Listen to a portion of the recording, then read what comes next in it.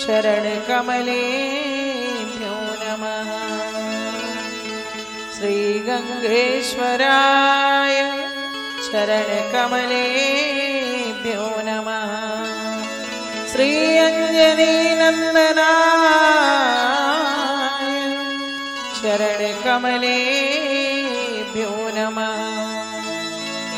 नमः परमहंसा स्वादित चरणकमलचिन्मकरान्दाय भक्तजनमानस निवासाय श्रीरामचन्द्राय सीतानाथ समारंभा श्रीरामानन्दार्य मध्यमा अस्मदाचार्य पर्यन्ता वन्दे श्री गुरु परंपरा। गंगातरंगरमणी यजटा कलापम गौरी निरंतर विभो सिद्धिवाम भागम। नारायण प्रियम अनंगमदापहारम वाराणसीपुरपतिं भज विश्वनाथं। दक्षिणे लक्ष्मणो यस्य वामे च जनकात्मजा पुरतो मारुतिर्यस्य तं वन्दे रघुनन्दनम्। सर्वमङ्गलमाङ्गल्ये शिवे सर्वार्थसाधिके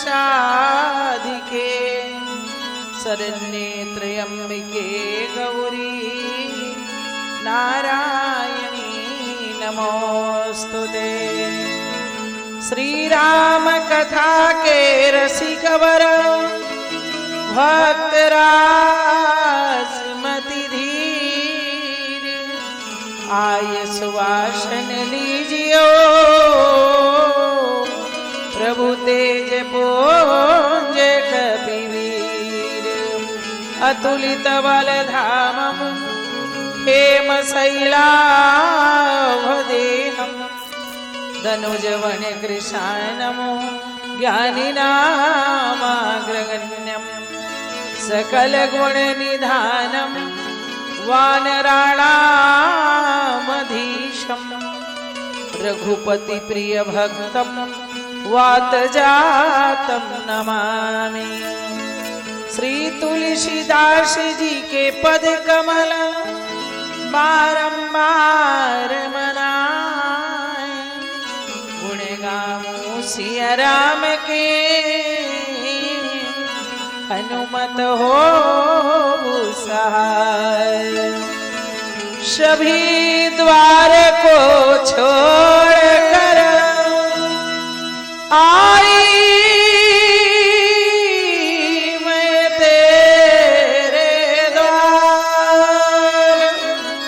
श्री जनक राज की लाडली अब तो मेरी ओर निहार। शरणागत दीनार्थ परित्राण परायणे सर्वस्यार्ति हरे देवी नारायणी नमोस्तुते। नारायणी नमोस्तुते। नारायणी नमोस्तुते। श्री सीताराम जी महाराज की जय। बाबा विश्वनाथ की जय। श्री हनुमान जी महाराज की जय। श्री सद्गुरुदेव भगवान की जय। बोली अम्बिकेश्वरी मैया की जय। श्री शारदा मैया की जय। श्री गंगेश्वर भगवान की जय। गंगा मैया की जय। तीर्थराज प्रयाग की जय। बड़े हनुमान जी महाराज की जय। अक्षय वट की जय। वेणी माधव भगवान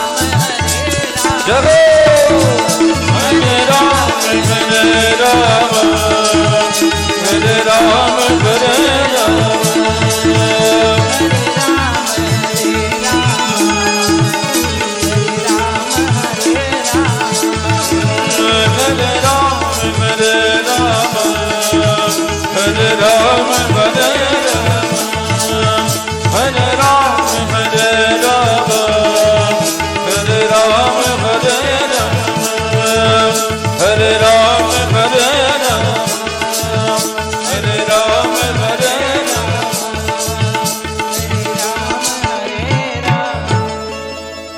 श्री सीताराम नाम महाराज की जगत में जब तू आया था सभी हंसते तू रोता था बना ले जीवनी ऐसी सभी रोए तू हंसता जा।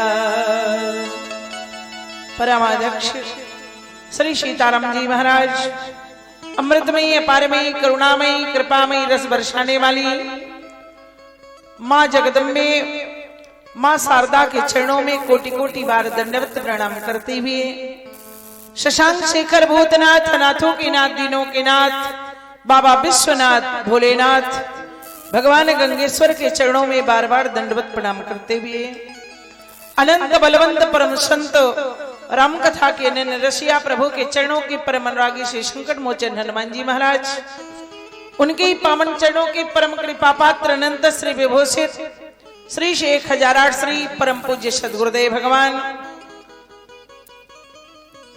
जिनकी सानिध्यता में भगवान गंगेश्वर के चरणों की परम कृपा से नवदिवसीय ज्ञान यज्ञ यहाँ पर प्रारंभ है। इस कथा के मुख्य आयोजक श्री 1008 श्री परम पूज्य त्याग और तपस्या की मूर्ति त्यागी जी महाराज एवं इस कार्यक्रम के मुख्य यजमान परम सम्माननीय भगवान गंगेश्वर के चरणों के परम कृपा पात्र पंडित विनय कुमार तिवारी जी कथा में पधारे हुए यज्ञ में आए हुए सभी याज्ञिक विद्वान कथा में पधारी हुए सभी महानुभाव सज्जन वृंद श्रोता समाज सीता अनुसुईया के अनुकरणीय आसक्ति स्वरूपा देवियों अपने देश के भावी भविष्य प्रिय बालक वृंद मंच पर विराजमान परम सम्माननीय मेरे अग्रज डॉक्टर श्री राधाकृष्ण त्रिपाठी जी आइए हर मनुष्य के जीवन में एक कामना होती है हर मनुष्य के जीवन का एक संकल्प होता है और सारे मनुष्य के जीवन का एक ही सबसे बड़ा संकल्प होता है कि मुझे जीवन में सुख मिलना चाहिए चाहे एन केन प्रकारेण किसी भी प्रकार से मुझे सुख चाहिए सुख हर व्यक्ति सुख की खोज में चला है इस दुनिया में चाहे जिस मार्ग से हो मुझे सुख मिलना चाहिए लेकिन सुख नहीं मिल रहा है चाहकर भी वो चाहता है कि मुझे सुख मिलना चाहिए संसार में सुख मिलना चाहिए लेकिन इस संसार में सुख नहीं मिलेगा क्यों क्योंकि इस संसार का नाम है दुखालय मशाश्वतम तो फिर सुख कैसे मिलेगा जहां औषधियां मिलती वहां लिखा होता है औषधालय जहां पुस्तकें मिलती वहां लिखा होता है पुस्तकालय जहां भोजन मिलता वहां लिखा होता है भोजनालय जहां वस्त्र मिलता वहां लिखा होता है वस्त्रालय तो फिर दुखालय में सुख कैसे मिलेगा बोलो जिस दुकान में जो सामान का नाम लिखा होगा उस दुकान में वही सामान मिलेगा इस संसार रूपी दुकान में लिख दिया है ब्रह्मा ने यह संसार केवल दुखालय है यहाँ दुख के अलावा सुख नहीं मिलेगा उपाय बहुत किया गया बड़ी बड़ी गाड़ियां खरीदी सुख नहीं मिला बड़े बड़े बंगले बनवाए सुख नहीं मिला बड़ी बड़ी फार्म हाउसे बनवाई सुख नहीं मिला खूब बैंक बैलेंस किया सुख नहीं मिला गांव को ही लोगों ने शहर बना दिया सारी सुविधाएं एकत्रित कर लिया लेकिन सुख नहीं मिला क्योंकि पैसा सुख का विषय नहीं है पैसे से आप सुविधाएं एकत्रित कर सकते हैं लेकिन सुख नहीं प्राप्त कर सकते हैं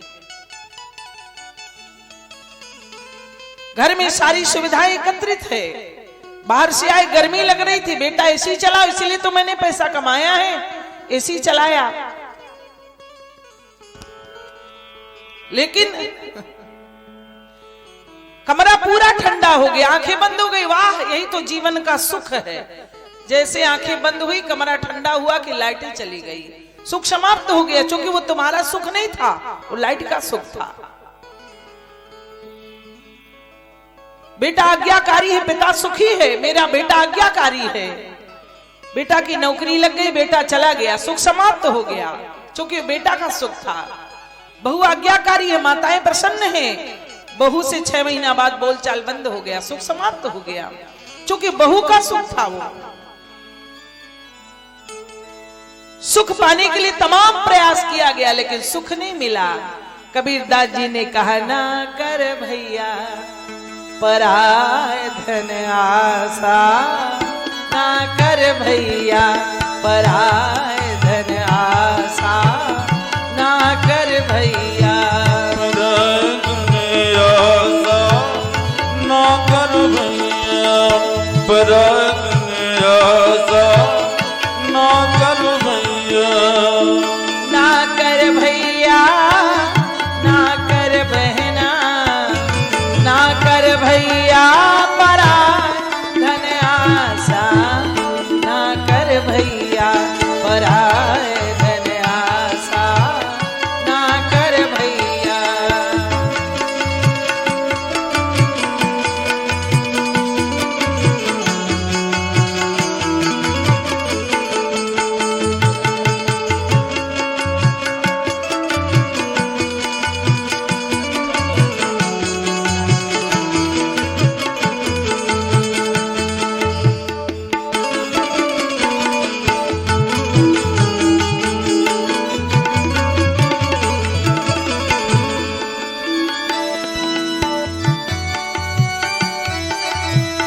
बमोरा लगायो मैं छैया की खातिर, बमोरा लगायो मैं छैया की खातिर, बाढ़ी बमुरिया, बाढ़ी बमुरिया तो लाग गयो कांटा, ना कर भैया पराय धन आशा, ना कर भैया।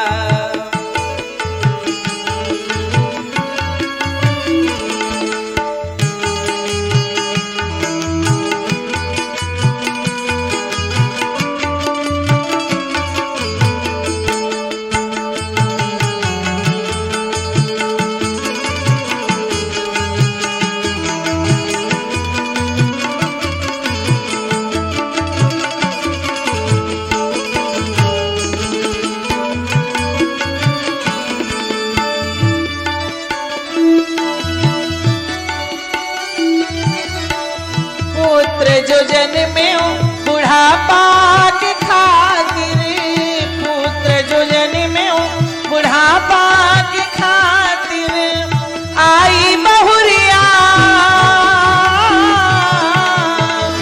आई बहुरिया तो छूट गयो नाता, ना कर भैया पराय धन आशा, ना कर भैया पराय धन आशा, ना कर भैया।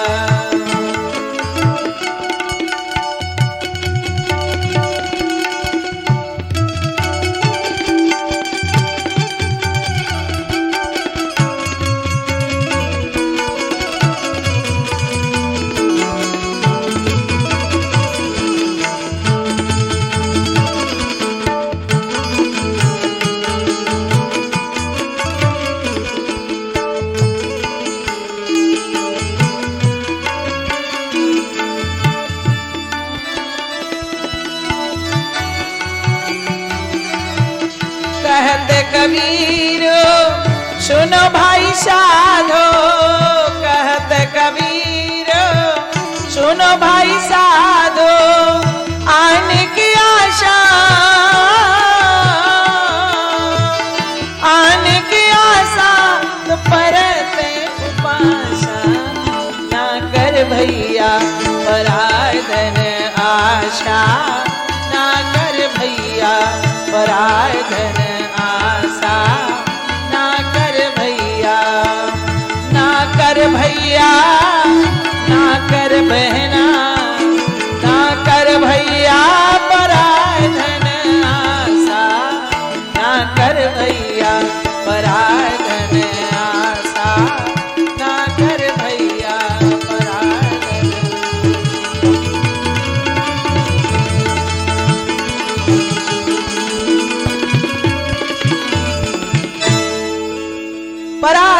सपने वो सुख नाही, बाबा तुलसी ने कहा। तो क्या करे, आसरा छोड़ दे, बिल्कुल छोड़ दो। आशा एक राम जी से, दूजा आशा छोड़ दो। नाता एक राम जी से, दूजा नाता तोड़ दो। असली संबंध तो परमात्मा ही निभाता है जीवन में। दुनिया वाले सुख के सब साथी, दुख में ना कोई। इसलिए दूसरे की आशा मत करो, परमात्मा से संबंध जोड़ो। तो रहना कैसा है संसार में? जैसे पानी में नाव रहती है, 24 घंटे पानी में नाव रहती है, लेकिन पानी को अपने अंदर नहीं आने देती। जानती है नाव कि जब तक मैं पानी के ऊपर हूं तब तक ही मेरा कल्याण है। जिस क्षण पानी मेरे ऊपर आ जाएगा उसी क्षण मेरी नैया डूब जाएगी। इसलिए आसरा दूसरे की मत करो। सुख चाहते हो तो सुख के लिए तमाम सुविधाएं हैं। दुनिया की आसरा छोड़ दोगे सुख मिलने लगेगा, जब तक दूसरे की आसरा करोगे सुख नहीं मिलेगा। सुख पाने के लिए चाहते हो लेकिन सुख नहीं मिल रहा है। विश्व की धरती में एक देवी ने परमात्मा से दुख मांगा। कौन है? माता कुंती। जब परमात्मा द्वारिका जाने लगे, भगवान द्वारिकाधीश ने प्रणाम किया। माता कुंती ने कहा बस बहुत हो गया, अब आज मैं प्रणाम करूंगी, तुम आशीर्वाद दोगे। कहा बुआ उल्टी गंगा कैसे भी बहा रही हो? तुम बुआ, मैं भतीजा, मैं प्रणाम करूंगा, तुम आशीर्वाद दोगी? कहा ना ना ना, नहीं कन्हैया बहुत हो गया, तुमने बहुत मोह में मुझे मोह भ्रम में डाला है, अब समझ गई हूं मैं। भगवान कृष्ण ने कहा बोलो क्या चाहती हो? माता कुंती ने कहा जो मांगूंगी सो दोगे। कहा हाँ बुआ बोलो। माता कुंती ने आंचल फैलाकर कहा कन्हैया मुझे दुख दे दो, दुख। भगवान कृष्ण ने कहा बुआ आपको दुख धोखा तो नहीं हो रहा है? संसार का हर मनुष्य संसार से सुख चाहता है और तुम मुझसे दुख मांग रही हो। फिर तुम्हारे जैसे दुखी देवी जिसके जीवन में दुखी दुख तो रहा। हस्तिनापुर में राजरानी बनकर आई, 5 पुत्रों की माता बनी, सुख का अनुभव किया था कि दुख का पहाड़ टूट गया, वैधव्य धारण करना पड़ा। क्या दुख में कमी थी जो दुख मांग रही हो? जिस हस्तिनापुर में राजरानी बनाकर लाया गया उसी हस्तिनापुर से अपमानित करके निकाला गया। क्या दुख में कमी थी जो दुख मांग रही हो? पूरे परिवार के साथ लाक्षागृह में जलाने का प्रयास किया गया। क्या दुख में कमी थी जो दुख मांग रही हो? क्यों बुआ 12 वर्ष तक दर दर की ठोकरें खानी पड़ी? क्या दुख में कमी थी जो दुख मांग रही हो? 1 वर्ष तक अज्ञातवास में रहना पड़ा, हस्तिनापुर की राजरानी को दूसरे की दासी बनकर रहना पड़ा। क्या दुख में कमी थी जो दुख मांग रही हो? तुम्हारे पुत्र को मारने के लिए लड्डू में विष दिया गया। क्या दुख में कमी थी जो दुख मांग रही हो? भरी सभा के बीच में तुम्हारे पुत्र वधू का चीरहरण किया गया। क्या दुख में कमी थी जो दुख मांग रही हो? बुआ 5 पोतों के एक साथ चिता जलाई गई तुम्हारी नजरों के सामने। क्या दुख में कमी थी जो दुख मांग रही हो? क्यों बुआ क्यों? बोलो। माता कुंती ने कहा कन्हैया जानते हो जब हस्तिनापुर में मेरे ऊपर दुख का वज्र प्रहार टूटा, उस समय बिलखती तड़पती छोटे छोटे बच्चों की माता एक विधवा को संभालने के लिए द्वारिका नाथ तुम खड़े थे। जब हस्तिनापुर से मुझे अपमानित करके निकाला गया, अनाथ बच्चों को लेकर मैं कहां जाती, उस समय जगत का मालिक सहारा देने के लिए तुम खड़े थे। लाक्षागृह में जलाने का प्रयास किया गया, उस समय संतों के द्वारा संदेश भिजवाकर सुरंग खुदवाकर तुमने बचा लिया। 12 वर्ष तक मैं दर दर की ठोकरें खाती रही, उस समय जगत का मालिक मेरे साथ कदम से कदम मिलाकर चलते रहे। 1 वर्ष तक अज्ञातवास में रही तो एक पल के लिए भी तुमने मेरा साथ नहीं छोड़ा कन्हैया। जानते हो मेरे पुत्र भीम को लड्डू में विष दिया गया, मुझे लगा कि मेरे पुत्र भीम का प्राणांत हो गया, लेकिन जब मेरे पुत्र को तुमने वापस किया तो 10,000 हाथी का बल देकर वापस किया। बोलो कन्हैया जिस समय मेरे पुत्र वधू का चीरहरण किया गया, उस समय साड़ी बनकर तुम सामने खड़े हुए। जिस समय 5-5 पुत्रों के वियोग में मेरी पुत्र वधू तड़प रही थी, बिलख रही से, उस समय आंसू पोंछने के लिए तुम सामने खड़े हुए। कन्हैया, जब जब मेरे जीवन में दुख आया तब तब तुम सामने रहे। आज मुझे हस्तिनापुर का राज्य मिल गया तो एक शब्द में तुमने कह दिया, बुआ मुझे आज्ञा दीजिए, मैं चलना चाहता हूं। अगर दुख में ही तुम साथ रहते हो कन्हैया, तो ऐसे सुख से वो दुख ही अच्छा है जिसमें तुम्हारी सानिध्यता है, जिसमें तुम मेरे साथ में हो। मुझे दुख दे दो कन्हैया, दुख। विपदा संतु न सस्व तत्र तत्र जगत गुरु। हे परमात्मा, अगर दुख में ही तुम साथ देते हो तो मैं जन्म जन्म तुमसे दुख ही मांगती हूं। मुझे दुख दे दो, मुझे दुख दे दो। भगवान कृष्ण ने माता कुंती के हाथ पकड़कर कहा, बुआ जानती हो, जो तुम मांग रही हो ना, वो संसार में मिलता है, मेरे पास नहीं मिलता है। तो तुम्हारे पास क्या मिलता है कन्हैया? भगवान कृष्ण ने कहा, जानते बोले, जो आनंद सिंधु सुख राशि, जो आनंद सिंधु सुख राशि, जो आनंद सिंधु सुख राशि, जो आनंद सिंधु सुख राशि,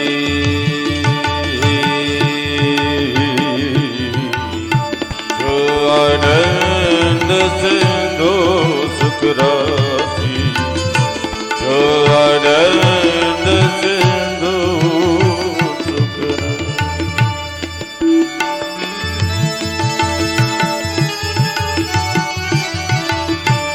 जो आनंद सिंधु सुख राशि, जो आनंद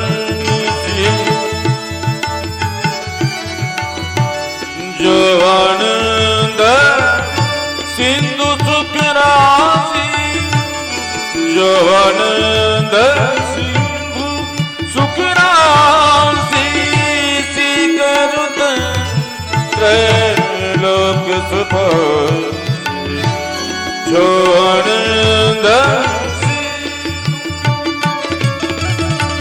सुख राशि,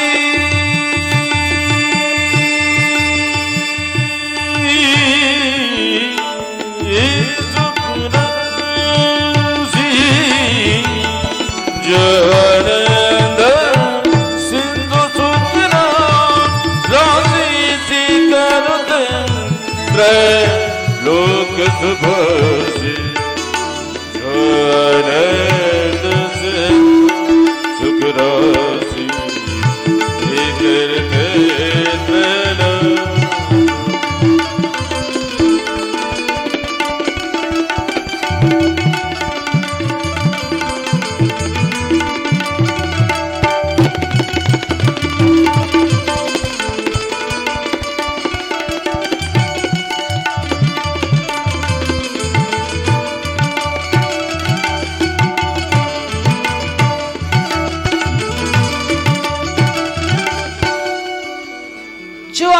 सिंधु सुख राशि सीकर आनंद के सागर है। भगवान ने कहा, मेरे पास दुख नहीं है बुआ, मेरे पास तो आनंद ही आनंद है। दुनिया वालों से पूछो, जहां सुख मिलना है वहां से दूर होते जा रहे हैं, और जहां दुख मिल रहा है उस दुख के दलदल में घुसते जा रहे हैं। 2 मकान है, 4 होता तो ज्यादा आनंद आता, 4 बन गए तो 8 की चिंता हो गई। 2 गाड़ियां हैं, 4 गाड़ियां होती ज्यादा आनंद आता। जैसे जैसे तुम जिस संसार के वैभव में अंदर घुसते जा रहे हो, वही संसार का दुख का कारण बनता जा रहा है। क्योंकि इस संसार में, इस संसार की कामनाओं से कभी जी भरेगा नहीं आपका। इसलिए अगर सुख चाहते हो तो चित्रण खींचा, सुख पाने के लिए कहां जाना पड़ेगा? मिलता है सच्चा सुख केवल भगवान तुम्हारे चरणों में। कहीं नहीं, अगर सुख मिलेगा तो परमात्मा की सानिध्यता में। सुख पाने के लिए संसार से नहीं, संसार के मालिक से जुड़ जाओ, सुख मिलेगा। मिलता है सच्चा सुख केवल भगवान तुम्हारे चरणों में। मिलता है सच्चा सुख केवल भगवान तुम्हारे चरणों में। मिलता है सच्चा सुख केवल भगवान तुम्हारे चरणों में। मिलता है सच्चा सुख केवल, मिलता है सच्चा सुख केवल भगवान तुम्हारे चरणों में। बिनती है पल पल छिन छिन की, बिनती है पल पल छिन छिन की, रहे ध्यान तुम्हारे चरणों में। बिनती है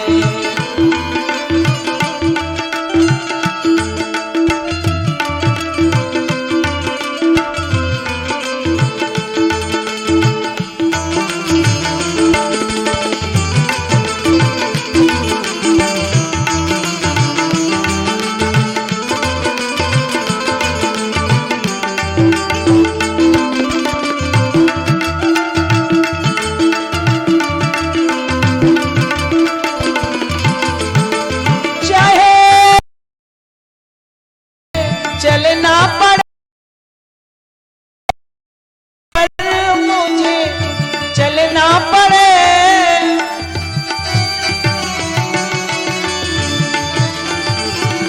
चाहे अग्नि में मुझे जलना पड़े, चाहे अग्नि में मुझे जलना पड़े, चाहे अग्नि में मुझे जलना पड़े।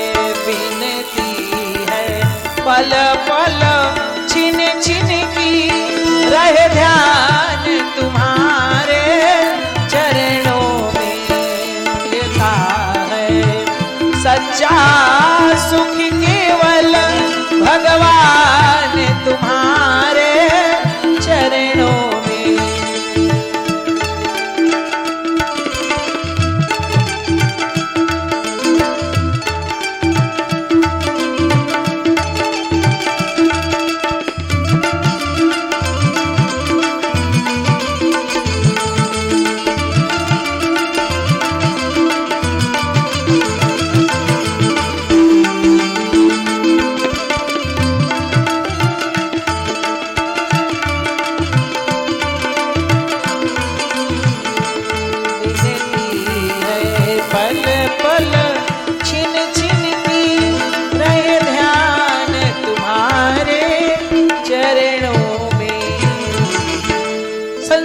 सारा सुख है परमात्मा के चरणों में। तो संसारी जीव जब जीवन में दुख होता है तो 3 घंटा पूजा करते हैं, और जब दुख समाप्त हो गया, दुख में कमी हो गई, सुख बढ़ने लगा तो 3 घंटे की पूजा 1.5 घंटे में आ गई।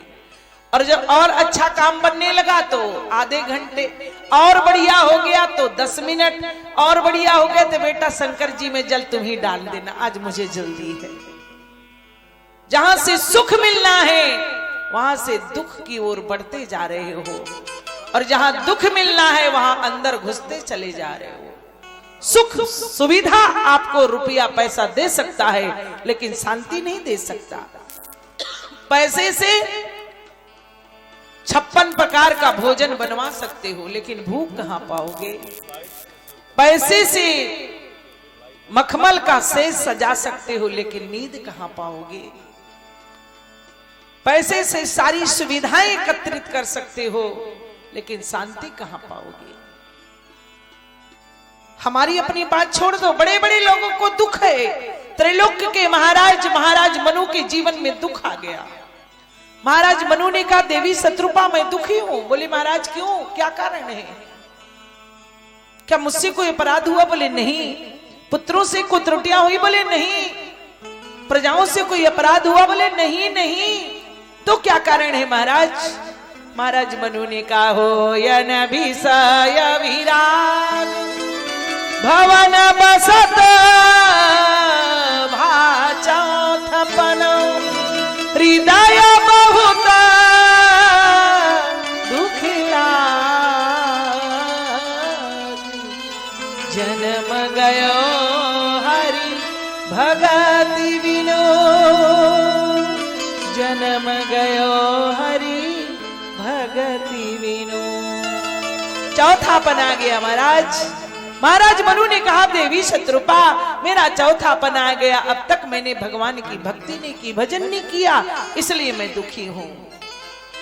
अब आज का मनुष्य क्यों दुखी है? आज का मनुष्य अपने दुख से दुखी नहीं, पड़ोसी के सुख से दुखी है।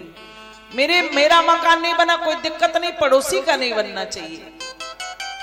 मेरे दरवाजे में 4 व्हीलर नहीं खड़ी हुई, कोई दिक्कत नहीं, पड़ोसी क्या नहीं खड़ी होनी चाहिए। एक सज्जन बोले, माताजी आप अगले वर्ष आएंगे तो इसी मकान में आपकी सेवा होगी। हमने कहा बहुत अच्छी बात है। जब दोबारा पहुंची मैं तो अधूरा मकान था। हमने कहा मकान पूरा नहीं हुआ? बोले माताजी मेरा तो नहीं बना, लेकिन किसी पड़ोसी का भी नहीं बनने दिया, पूरे में स्टे लगवा दिया। अपने दुख से दुखी नहीं लोग, पड़ोसी के सुख से दुखी हैं। असली दुख का कारण क्या होना चाहिए? हो यन विषय विराग भवन बसत भाचौथपन हृदय बहुत दुख लाग जन्म गयो हरि भगति बिनु। भक्ति बिना जीवन बेकार है। उद्धव जैसे परम ज्ञानी को भटका दिया।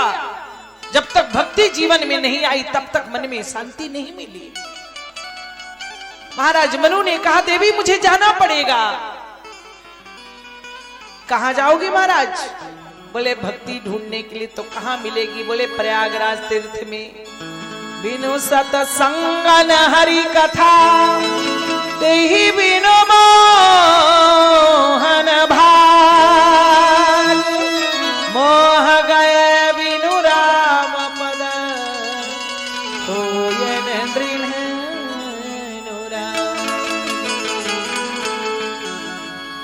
जीवन में अनुराग चाहिए। होय विवेक मोह भ्रम भागा तब रघुनाथ चरण अनुरागा।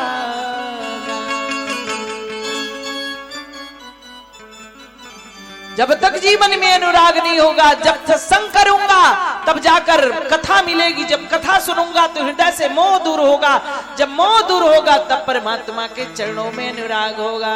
मिलई न रघुपति विनु अनुरागा मिलई न रघुपति विनु अनुरागा मिलई न रघुपति विनु अनुरागा मिलई न रघुपति विनु अनुरागा मिलई न रघुपति विनु अनुरागा मिलई न रघुपति विनु अनुरागा।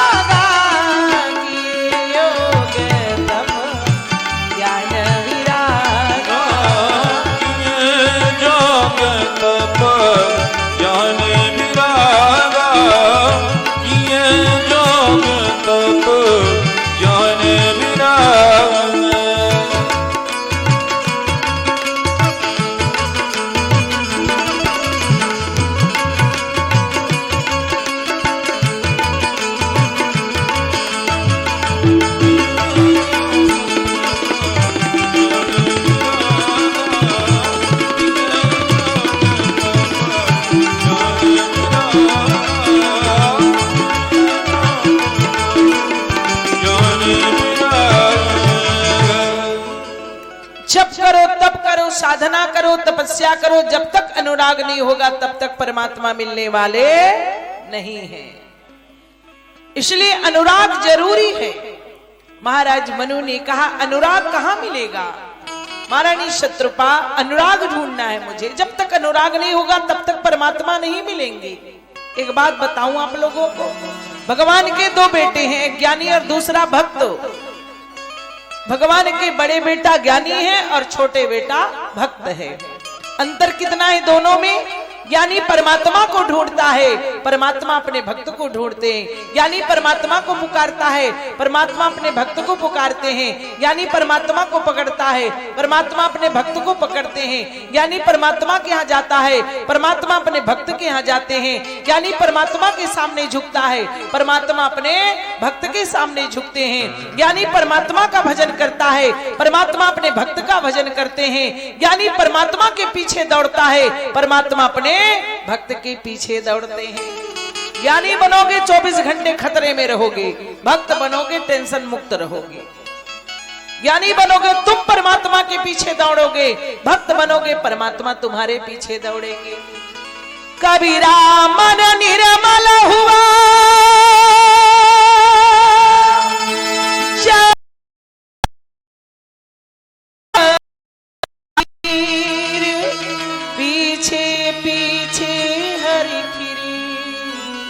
कहत कबीर कबीर। भक्त बनोगे भगवान तुम्हारे पीछे दौड़ेंगे।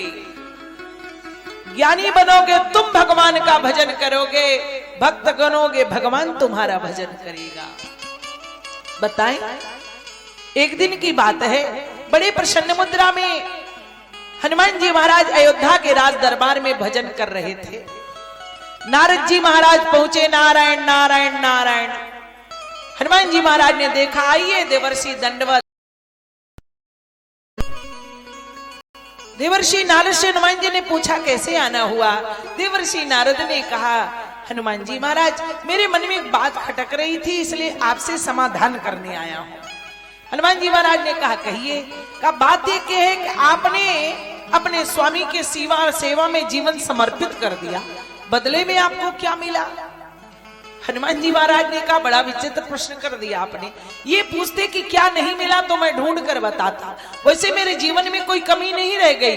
नहीं नहीं फिर भी बताइए, आपको नाम मिला? नाम का नाम से क्या मतलब है? कहा नहीं नहीं नाम मिलना चाहिए। हनुमान जी महाराज ने कहा तो प्रभु से जाकर पूछिए, क्योंकि भक्तों की लिस्ट उन्हीं के पास है, हो सकता है उसमें मेरा नाम हो। देवर्षि नारद ने कहा ठीक है। अस विचार नारद कर वीना गए, जहां प्रभु सुख आसीना। राम जी के पास पहुंचे, दंडवत प्रणाम कुशल प्रश्न हुआ। देवर्षि नारद ने कहा प्रभु मैंने सुना है कि आपने भक्तों की लिस्ट बनाई है। प्रभु राम ने कहा नहीं, मैंने रजिस्टर ही तैयार कर लिया है, जरा कृपा कर दिग्दर्शन कराइए। प्रभु श्री राम ने कहा ए छोटे ठाकुर, जरा हमारे गोदरेज से रजिस्टर तो ले आओ। भैया लक्ष्मण गए रजिस्टर लाकर देवर्षि नारद के हाथ में रख दिया। देवर्षि नारद ने रजिस्टर खोल कर देखा, बड़े बड़े अक्षरों में प्रथम पेज में सर्वश्रेष्ठ भक्त नारद जी का नाम लिखा हुआ था, हेडिंग में। नारद जी गदगद हो गए, यही तो जानना चाहते थे हनुमान जी के माध्यम से कि प्रभु मुझे किस कैटेगरी में रखते हैं। पूरा रजिस्टर देखा, सारे भक्तों का नाम था, हनुमान जी का नाम कहीं नहीं मिला। नारद जी ने कहा प्रभु आज्ञा हो तो प्रस्थान करो। बोले ठीक है। नारद जी आए, हनुमान जी भजन कर रहे थे, कहा बंद करिए। बोले क्यों? कहा आप जिनकी सेवा में, जिनके भजन में जीवन समर्पित किए हैं, वो इतना मोटा रजिस्टर बनाए सारे भक्तों का, लेकिन आपका नाम कहीं पर नहीं है। हनुमान जी महाराज ने कहा देवर्षि मुझे कामों से मतलब है, नाम से नहीं। नहीं नहीं नाम होना चाहिए। बोले क्यों होना चाहिए? अगर नाम ही देखना है आपको तो एक काम करिए, आपने अभी प्रभु का रजिस्टर देखा, डायरी नहीं देखी? डायरी, पर्सनल डायरी है उनके पास। जानते हो नारद, मुझे नामों से मतलब नहीं है। दुनिया वाले अपनी पूछ आगे रखते हैं, लेकिन मैं अपनी पूछ पीछे रखता हूं। पूछ माने मान, सम्मान, बड़ाई। तो इसका लाभ क्या मिला जानते हो? बोले क्या? दुनिया भगवान से कहती है मुझे चरणों में जगह दे दो। मैं भी सबके साथ में लाइन में खड़ा हो गया, मुझे भी चरणों में जगह दे दीजिए। प्रभु ने कहा यहाँ तो प्रयाग के भक्तों की इतनी भीड़ है, कहीं जगह नहीं है। का हृदय में जगह दे दीजिए। बोले हृदय में तुम्हारी मैया बैठी है, कोई बात नहीं, न चरण खाली न हृदय खाली, कोई बात नहीं। तो प्रभु श्री राम ने कहा हनुमान जी रुक जाइए। बोले हाथ जोड़कर बोलने लगे हनुमान मेरा चरण खाली नहीं है, मेरा हृदय खाली नहीं है भैया, तो तुम्हारा तो हृदय खाली है, तुम ही अपने हृदय में मुझे बिठा लो। बालकांड का 17वां सोठा प्रणवो पवन कुमार खल बन पावक ज्ञान घन जासु हृदय आधार बसई राम सर चाप धर। अब बताइए, दुनिया भगवान से कहती भगवान ने मुझे अपने हृदय में नहीं बल्कि मेरे हृदय में आकर बैठ गए। मुझे काम चाहिए, नाम नहीं, नहीं फिर भी नाम होना चाहिए। हनुमान जी महाराज ने कहा तो आप डायरी देखिए, सरकार की पर्सनल डायरी। नारद जी पहुंचे, दंडवत प्रणाम कुशल प्रश्न कुछ नहीं। महाराज बोले हाँ देवर्षि बोलिए। का एक बात बताइए, आपने पर्सनल डायरी बनाई? बोले जी, जरा कृपा कर दिग्दर्शन कराइए, दिखाइए। प्रभु ने डायरी निकाल कर दिया। डायरी खोलकर नारद जी ने देखा, डायरी में लिखा था भक्त हनुमान भक्त भरत, भक्त हनुमान भक्त भरत। पूरी डायरी में केवल दोनों भक्तों का नाम था, तीसरे भक्त का नाम नहीं। देवर्षि नारद ने कहा प्रभु ये आपकी कौन सी पॉलिसी है, मुझे बात समझ में नहीं आ रही है। इतना मोटा रजिस्टर सारे भक्तों का नाम लिखा था, आपने उसी रजिस्टर में इन दोनों भक्तों का नाम नहीं लिख सकते थे?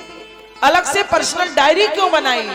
प्रभु श्री राम ने कहा देवर्षि उस रजिस्टर में उन भक्तों का नाम था, उस रजिस्टर में उन भक्तों का नाम था जो दिन रात मेरा नाम जाप करते हैं, मेरा भजन करते हैं। लेकिन देवर्षि इस डायरी में उन भक्तों का नाम है, इस डायरी में उन भक्तों का नाम है जिनका नाम श्री राम भजन करता है, जिनका नाम श्री राम जपता है, जिनका भजन श्री राम करता है। ऐसे भक्तों का नाम इस डायरी में मिलेंगे। बोले मसले ही भरत सरी से गोरा, मसले ही भरत सरी से गोरा।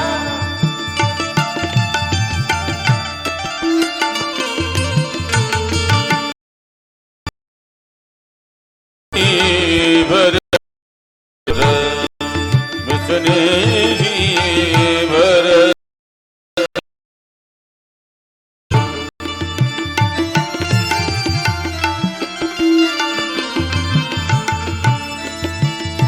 सने जी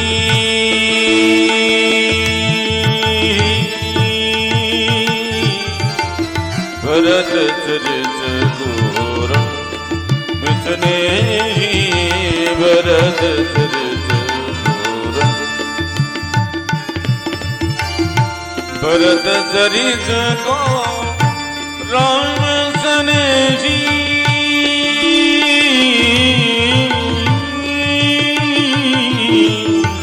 भरत चरित को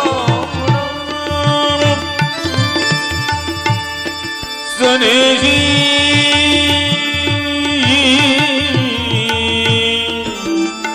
सरिस को राम सने जी। जग जपु राम जपु जी, जग जपु राम जपु जी, राम जप जय जी, राम जप जय जी, राम जप जय जी, राम जप जय जी। भरत चरित राम सुने जी, जग जप राम राम जप जय जी।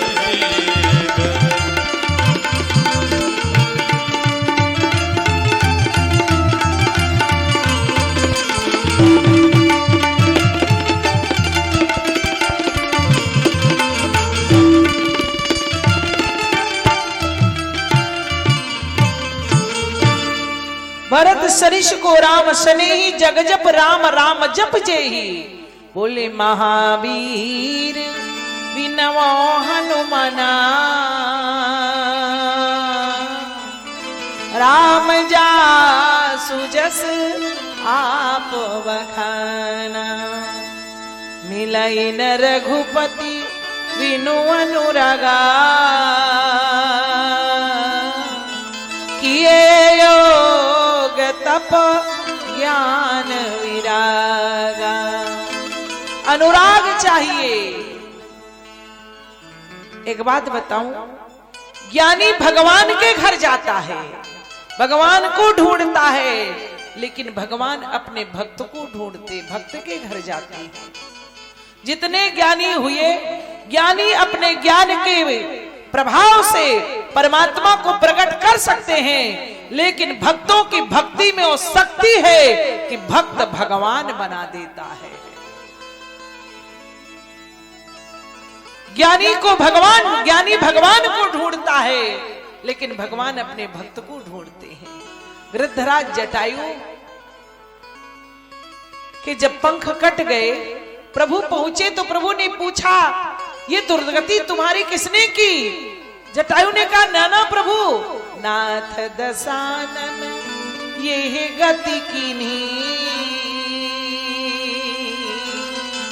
मेरी गति बना दिया। दशानन ने गति बोले कैसे?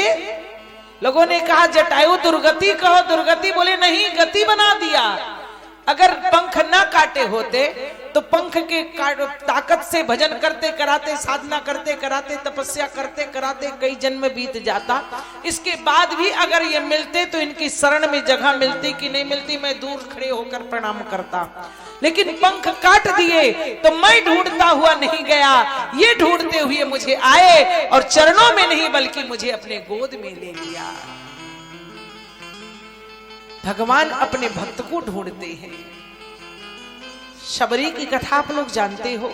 जब अनुराग होता है, जटायु को परमात्मा मिले, मिला ही न रघुपति बिनु अनुरागा, किए योग तप ज्ञान विरागा। सबरी को भगवान मिले। सबरी कोई एमपी थी, एमएलए थी, सांसद थी, मुख्यमंत्री नहीं। सबर जात में जन्म लेने के कारण सबरी नाम पड़ गया। भील राजा की बेटी थी, जैसा नाम वैसा काम, साधारण जीवन था।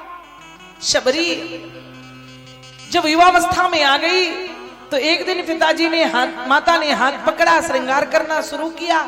सबरी ने पूछा, माँ क्या कर रही हो? बोली तेरा श्रृंगार कर रही हो। क्यों माँ? बोली आज तेरी सगाई होगी, तेरे ससुर आए हैं।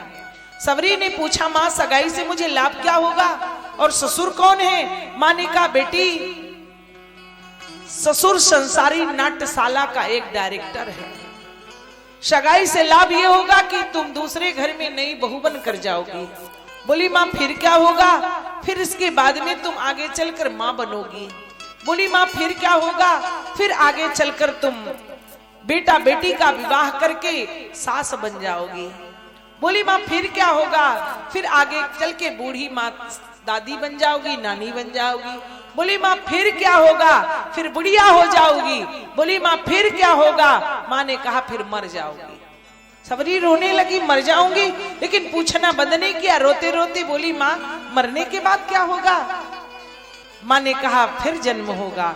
हंसने लगी। वहीं ससुराल में बोले ना ना, यही जो नहीं जन्मे कर्म बस, जैसा कर्म करोगे उसके अनुसार तुम्हें योनियां मिलेगी। तो सबरी ने पूछा, माँ वो जिनके साथ गठबंधन करके भेज रही वो भी मेरे साथ मरेगा?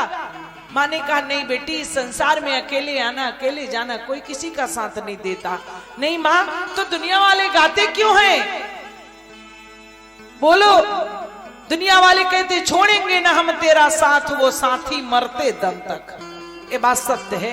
कोई अपने जीवन साथी को जीवन भर नहीं छोड़ता।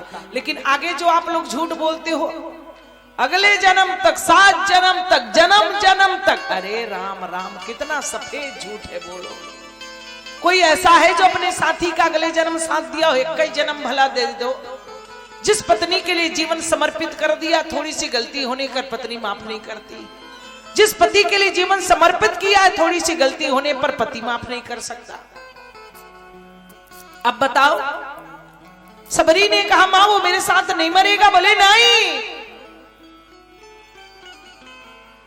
तब क्यों मुझे गठबंधन में बांध रही हो मां?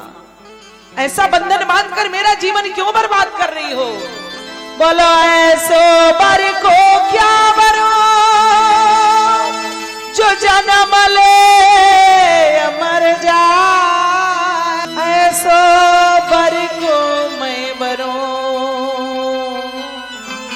मोरे जन्म सफल होई जाए, मोरे जन्म सफल होई जाए। सबरी ने घर द्वार छोड़ दिया। आधी रात के समय महात्मा मतंग ऋषि के आश्रम में पहुंच गई। कुटिया के पीछे छुप कर रहती। महात्मा जी भी स्नान करने जाते तो कुटिया की साफ सफाई झाड़ा बहोरा करती, भगवान की पूजा के पात्र धुल कर रखती, पूजा के लिए फूल ला कर रखती, फिर कुटिया के पीछे छुप जाती। महात्मा जी सोचते कौन भक्त है जो इतनी छुप के सेवा कर रहे। एक दिन अचानक देखा और जाकर के वो सोचने लगी। बगिया में पुष्प चुन रही थी, देखा, माली से पूछा, भैया इसमें के कुछ फूल मुरझाए हैं, कुछ धूल में मिली हैं और कुछ फूल खिल रहा है, ये कैसा फूल है?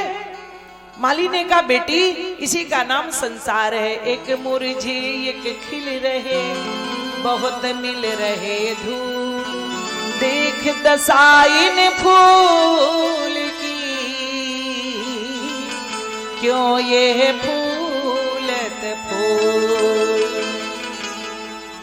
क्यों खिल रहा है ये फूल? नहीं खिलना चाहिए। कहा, बेटी इसी का नाम संसार है। हमारे देखते देखते हमारे दादा परदादा काल के गाल में चले गए, तुम्हारे देखते देखते हम भी चले जाएंगे। एक दिन अपने बच्चों के देखते देखते तुम भी दुनिया से चली जाओगी। सबरी रोने लगी, बाहरे संसार, हम देखत सब जग मरे, जग देखत हम जाए, ऐसो सदगुरु ना मिलो, जो पार करे गई मां। महात्मा मतंग ऋषि पीछे खड़े थे, सिर पर हाथ रखा, बेटी चिंता मत करो, तुम्हारा उद्धार होगा। आओ मेरी कुटिया में। सबरी गुरु के चरणों में आ गए, गुरु मंत्र दिया, नित्य प्रति भगवान की सेवा करती। महात्मा मतंग ऋषि वृद्धावस्था में आ चुके थे। बोले, बेटी न जाने इस जीवन की कब शाम हो जाए। सबरी रोने लगी, बाबा गुरुदेव इस सात संसार में मैं अकेले कैसे रहूंगी? महात्मा जी ने कहा, बेटी चिंता मत करो, भगवान मिलेंगे। न जप न तप न साधना न भजन न तपस्या, भगवान कैसे मिलेंगे? कहा, बेटी भगवान मिलेंगे। कैसे मिलेंगे बाबा? कहा, मिलाई न रघुपति बिनु अनुरागा, किए योग तप ज्ञान विरागा। अगर तुम्हारे जीवन में अनुराग होगा तो तुम भगवान को ढूंढने नहीं जाओगी, भगवान ढूंढते हुए तुम्हारे दरवाजे में आएंगे। सबरी को गुरु मंत्र पर भरोसा हो गया, नित्य प्रति भगवान की प्रतीक्षा करती। भगवान आएंगे, बतावा को हमका कबे मिले रामा, मेरे राम कब आएंगे? मैं भगवान को ढूंढ रही हूँ। बस सुबह से लेकर शाम तक जंगल जाती, पुष्प लाती, मार्ग में बिछाती, भगवान के भोग के लिए फल लाती, शाम को लाकर फिर प्रतीक्षा करती, रोते हुए कुटिया के अंदर चली जाती। भगवान नहीं आएंगे, भगवान नहीं आएंगे। लोग कहते, सबरी तेरे घर भगवान आएंगे? न जप करती, न तप करती, न साधना करती, न तपस्या करती, तेरे घर भगवान आएंगे? सबरी कहती, प्रभु नहीं आओगे, नहीं आओगे, मेरे पास न जप है, न तप है, न साधना है। नहीं, गुरुजी ने कहा है अनुराग होगा तो भगवान आएंगे। मेरी जिंदगी संवर जाए, मेरी जिंदगी संवर जाए, अगर प्रभु मिलने आ जाओ। मेरी जिंदगी संवर जाए, मेरी जिंदगी संवर जाए, अगर प्रभु मिलने आ जाओ।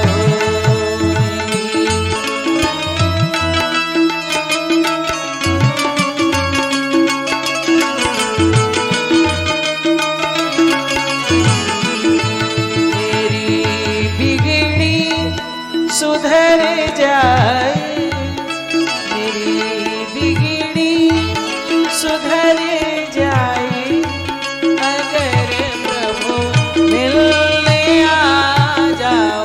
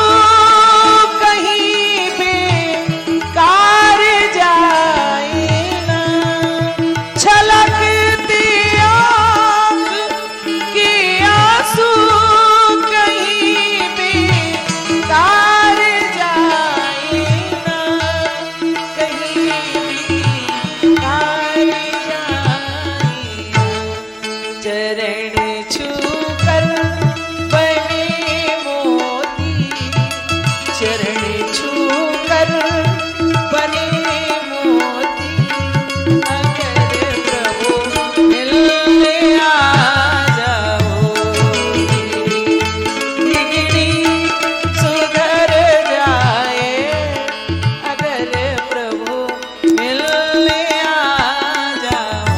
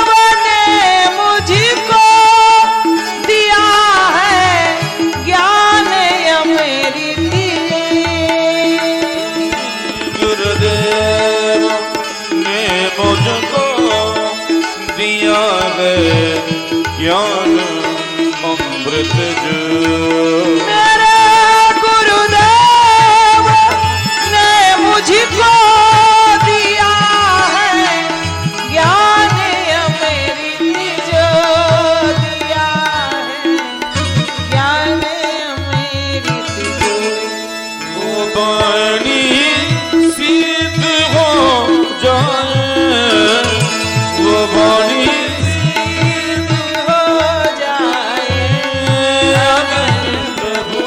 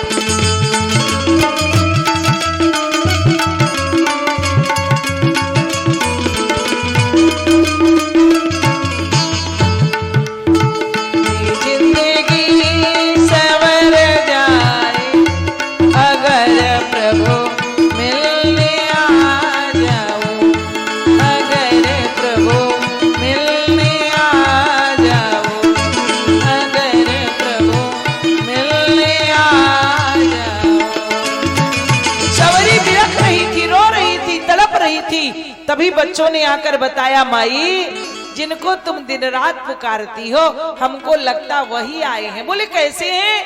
बोले वो सांवले रंग और गोरे रंग के हैं, दोनों धनुष बाण लिए हैं, जटाओं का मुकुट है और रामानंदी लगाए। सबरी ने कहा जैसे गुरुजी ने बताया वैसे दौड़ कर आई, आकर देखा तो श्याम गौर सुंदर दोनों भाई। सबरी परी चरण लपटाई। सबरी गदगद हो गई, चरणों में जाकर गिरी, इतना रोई कि भगवान के चरण पद प्रक्षालन कर दिया।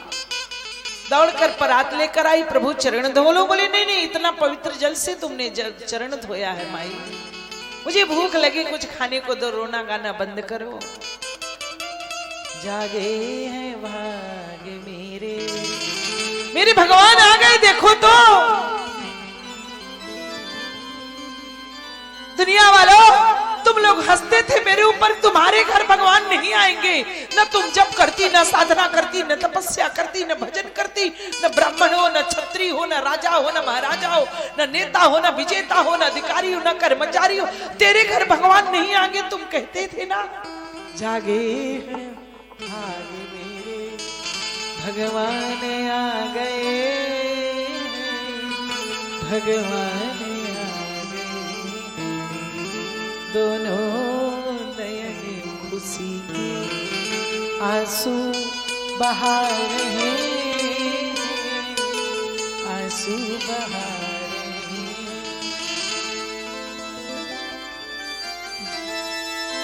तुम आए बसंत बनकर पतझड़ की जिंदगी में, तुम आए बसंत बनकर पतझड़ की जिंदगी में,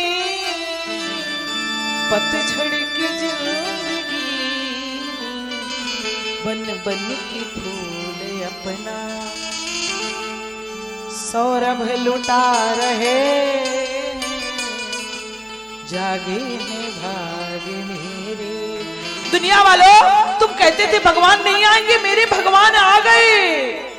पागल सी हो के मैं तो आसन बिछा रही, पागल सी हो के मैं तो आसन बिछा रही,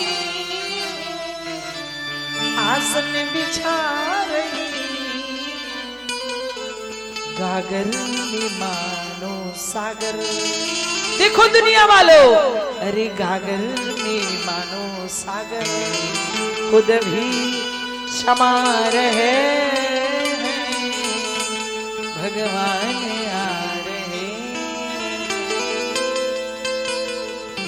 सबरी भगवान की चरण धो रहे, भगवान ने कहा भूख लगी मुझे खाने को दो। दौड़कर सबरी टोकरी उठाकर लाई, बेर ले प्रभु आपके लिए लेकर रखी हूं, बहुत मीठा है, खाकर देखो। लक्ष्मण ने पूछा आपको कैसे पता चला है मीठा है? बोले मैंने चक चक करके रखा है। लक्ष्मण ने कहा हे भगवान। प्रभु राम ने उठाकर बेर खाया। लक्ष्मण छानता है तो इतना स्वादिष्ट बेर है। मैया कौशल्या ने अनेकों बार व्यंजन बनाया, अनेकों बार पकवान बनाया, लेकिन वो स्वाद नहीं पाया जो माई के बेर में पाया। जनकपुर गया, वहां अनेकों बार मेरी पहुनाई हुई, जो स्वाद मैंने आज माई के बेर में पाया वो जनकपुर में नहीं पाया। क्या था उस बेर में बोलो? मिलैन रघुपति बिनु अनुरागा, किए योग तप ज्ञान विरागा।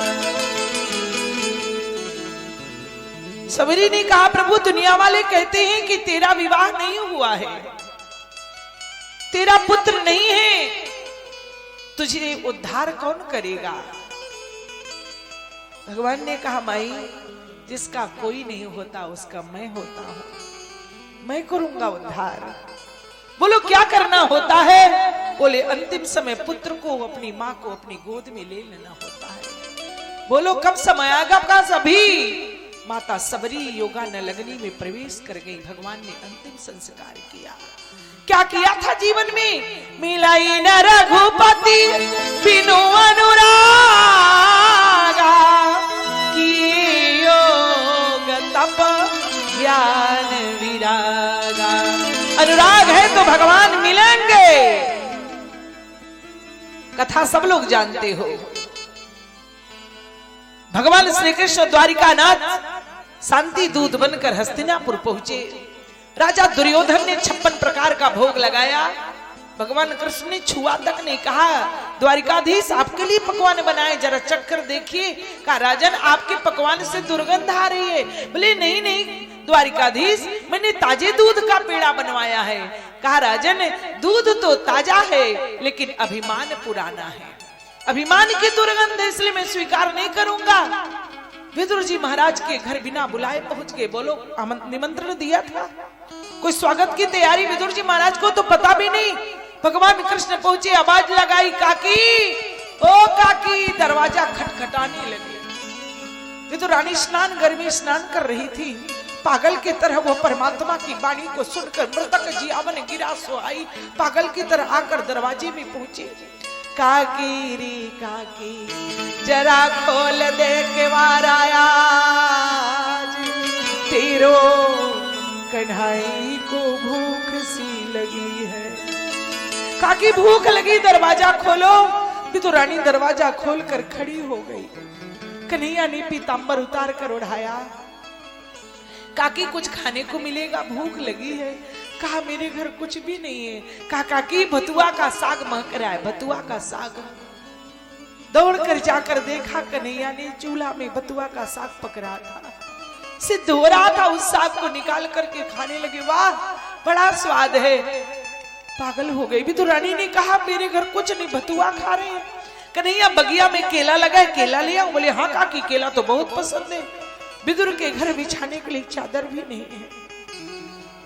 केला तोड़ा, केला का पत्ता लेकर के आई, कन्हैया के लिए बिछाया। बैठो कन्हैया मैं केला छिल कर देती हूँ।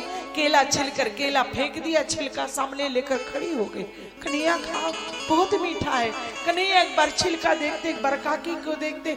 अरे बावरी तू इतना पागल हो गई है, मेरे प्रेम इतनी बावरी हो गई है कि तुझे केला और छिलका में अंतर समझ में नहीं आ रहा है। भगवान कृष्ण की आंखें छलक पड़ी। विदुरानी भी रोने लगी। मेरे घर कन्हैया आए, मैंने उनका स्वागत नहीं कर पाई। केला निकाल निकाल फेंकते जा रही, छिलका खिलाती जा रही। विदुर जी को बताया कि तुम्हारे घर में द्वारिकानाथ पधारे हैं। विदुर जी महाराज दौड़ते हुए आए। आकर देखा तो भक्त भी रो रहे, भगवान भी रो रहे हैं। भगवान इसलिए रो रहे हैं कि ऐसे प्रेमी पागलों के पीछे मैं भी पागल की तरह घूमता रहता हूं। तुमने मुझे नहीं बुलाया लेकिन तुम्हारे हाथ से केला खाने में आ गया छिलका। और भक्त इसलिए रो रहे कि भगवान मेरे घर आए, मैंने स्वागत नहीं किया कुछ। विदुर जी महाराज कहते न जाने कौन सी गुण पर दया निधि रीझ जाते हैं। न जाने कौन से गुण पर दया निधि रीझ जाते हैं। दया निधि रीझ जाते, न जाने कौन सी गुण पर दया निधि रीझ जाती है। नहीं स्वीकार करते निमंत्रण नृप सुयोधन का। नृप सुयोधन का विदुर के घर पहुँच कर भोग छिलके का लगाते हैं। न जाने कौन सी गुण पर दया निधि रीझ जाते हैं। विदुर जी महाराज दौड़ कर आए। प्रभु क्षमा कर देना, बावरी है, पागल हो गई है। हाथ से छिलका छीन लिया, केला छिलकर पकड़ाया, केला खाइए। भगवान कृष्ण ने केला लिया, कहा बुजुर्ग जी महाराज क्षमा करना, जो काकी के छिलके में स्वाद मिल रहा था वो आपके केले में नहीं है। क्या था उस छिलका में?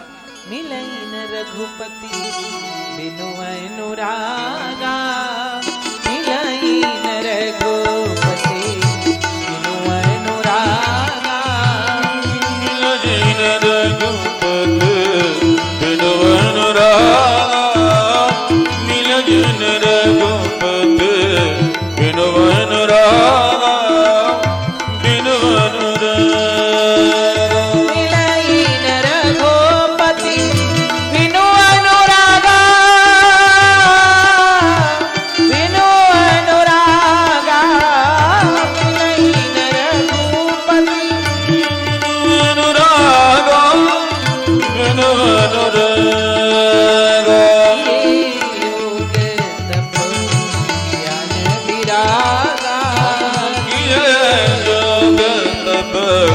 ज्ञान विरागा, ये जोग तप ज्ञान विरागा, ज्ञान विरागा।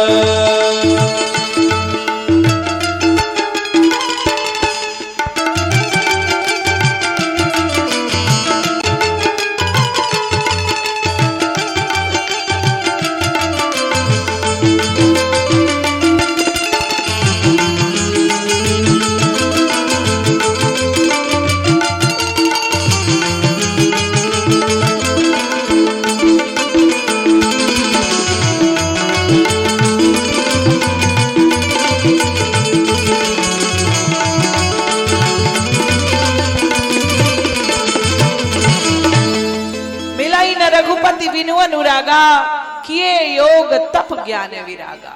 महाराज मनु ने कहा देवी शत्रुपा में जाऊंगा भजन करने के लिए, तुम भी चलोगी? महाराज मनु ने कहा, शत्रुपा ने कहा महाराज चलूंगी, लेकिन एक पोता तो हो जाए, पोता नाती हो जाए फिर चलूंगी। भगवान ने बड़ी कृपा की, महाराज मनु के घर में उत्तानपाद जैसा बेटा। उत्तानपाद के घर दो पत्नियां, सुरुचि और सुनीति। सुरुचि के गोद में उत्तम जैसा बेटा हुआ, सुनीति की गोद में ध्रुव जैसा बेटा हुआ। सुरुचि राजमहलों में रहती, सुनीति वन में रहती। बनवासी बालक कहते ध्रुव तू बनवासी बालक नहीं है, तेरे श्रीमंत के लक्षण है, तू महाराज उत्तानपाद का बेटा है। ध्रुव आकर कहते माँ महाराज उत्तानपाद के बेटे हैं, मुझे बनवासी बालक कह रहे थे। हाँ मेरे लाल, लेकिन अपने पिता का नाम नहीं लिया जाता।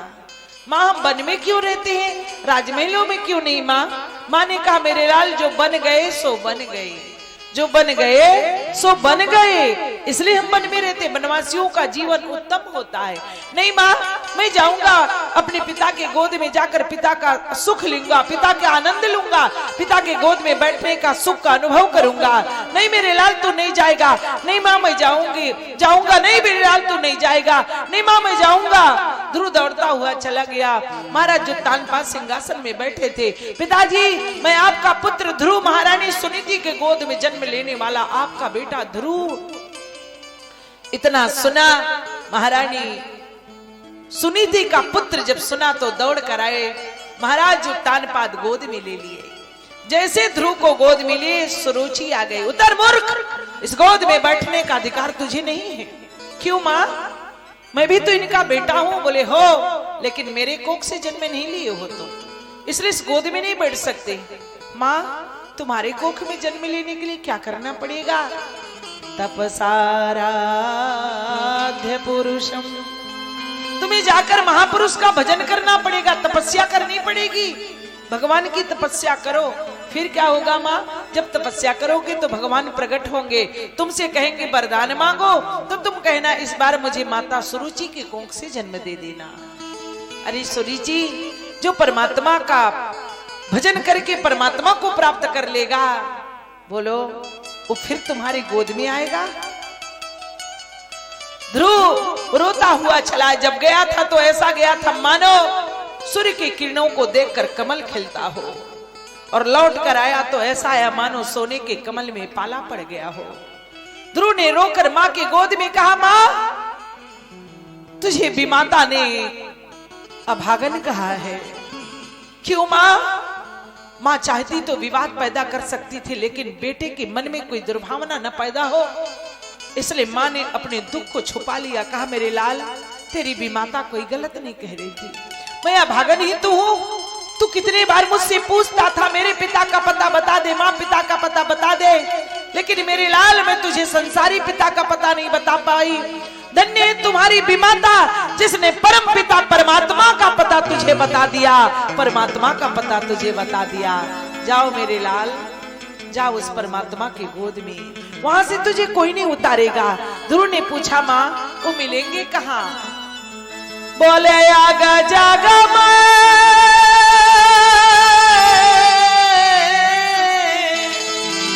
सब रहित विरागी,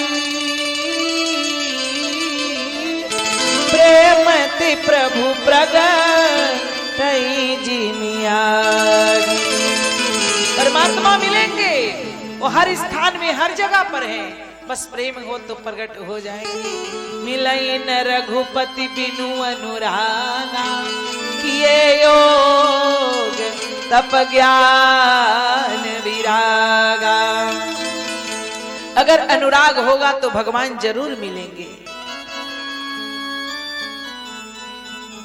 जाओ बेटा, वो परमात्मा को ढूंढो, भगवान मिलेंगे।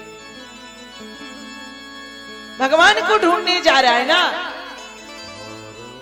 आराधयाधो छज पाद पद्मा, यदीक्षसे ध्यासनमोत्तमो यथा। अनान्य भावे निज धर्म भाविते, मनस्यवस्था भजस पुरुषम। जाओ उस महापुरुष को ढूंढो। 5 साल का नन्हा सा बेटा मां अपने कलेजे के टुकड़े को भगवान के शरण में भेज दिया। जाओ मेरे लाल, नन्हा सा बालक ध्रुव घनघोर जंगल में पहुंचकर परमात्मा को ढूंढ रहा है। हे प्रभु मुझे बता दो,